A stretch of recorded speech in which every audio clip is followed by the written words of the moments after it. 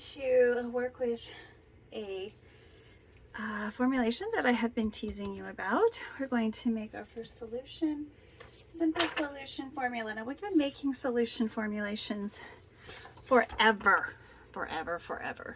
But the ingredient that I've been teasing you with is the perfumer's alcohol. So we're going to make a perfume.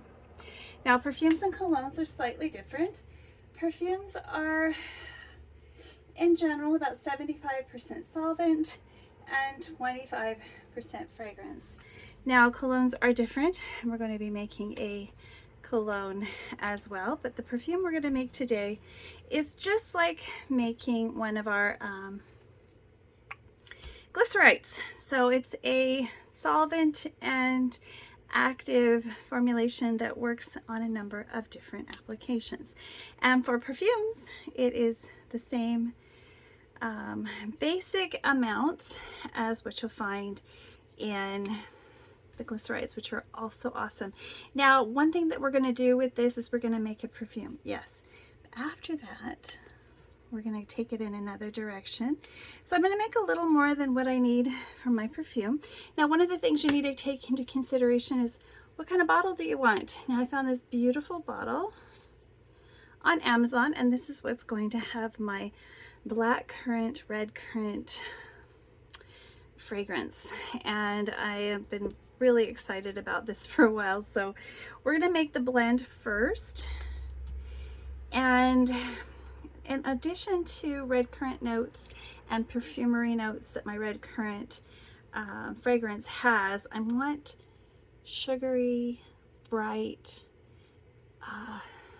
orange, citrusy notes. And essential oils are too ephemeral for a formulation, and they often break down.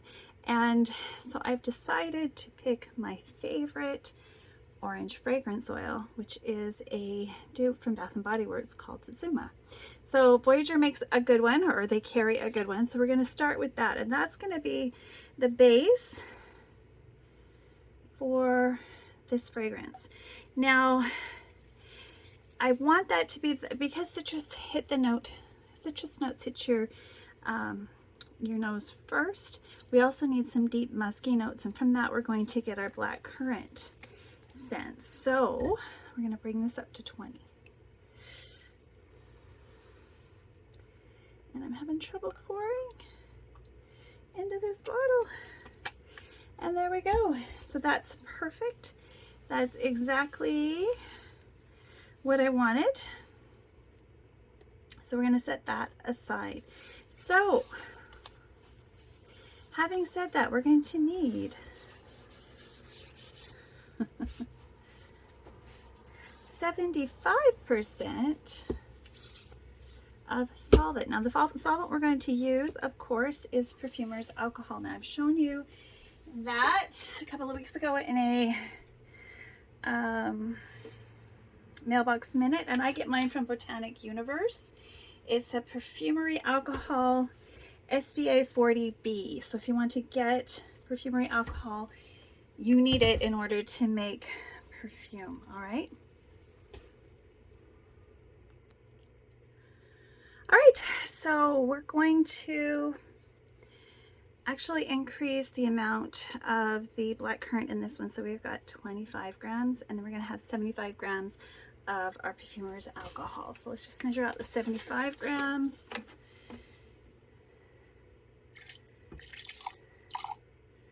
Oop.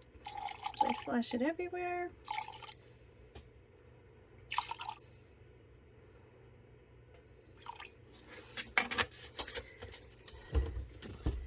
Now there's going to be a small amount of loss, and we've got it bounced all over here, so let's see where we are at. We're right at 75, I thought so. All right, so now that we've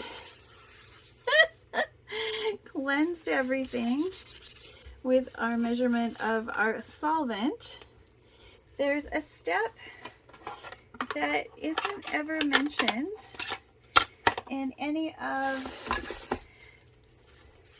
the DIY that I've seen out there, and that step is not only to mix it, but to mix it for 10 minutes. All right, We're going to do a 10-minute mixing, low shear, to solidify this solution into a homogeneous suspension. So we're going to get our Matilda out here. Is that what I named her, Matilda? And set her up. Or, you know, you could just stir for 10 minutes. But that takes time, right? That's gonna take time. So I'm gonna put this in the wash, and we're gonna pull out my mixer here.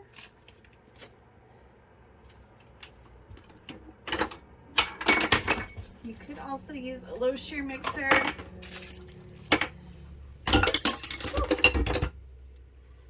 Let's see how well I'm set up here.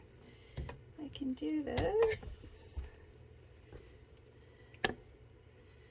without causing too much down. Maybe. I was thinking it might be fun to see if we can do some mashup type creations and see if they work. I've been working with anti-aging ingredients, and I don't see why we couldn't use a little bit of this perfume to create a cologne, maybe with hyaluronic acid or some other anti-aging ingredients in the water phase of the cologne formulation. We'll see. What do you guys think? Do you think I should make an anti-aging perfume? That would be fun. So we'll just let that mix.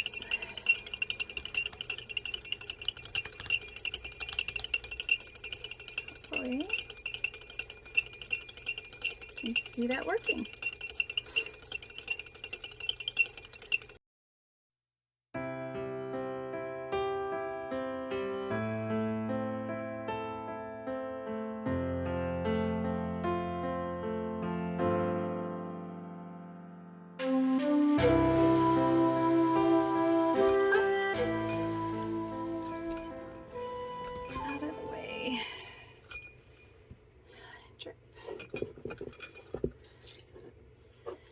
And we'll go ahead and pour our beautiful new perfume.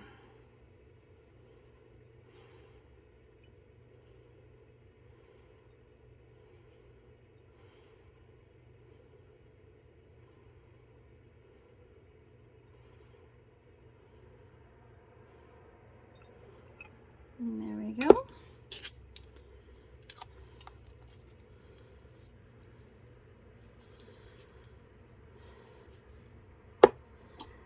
Alrighty, so the rest of this I'm going to store in an amber bottle for another creation.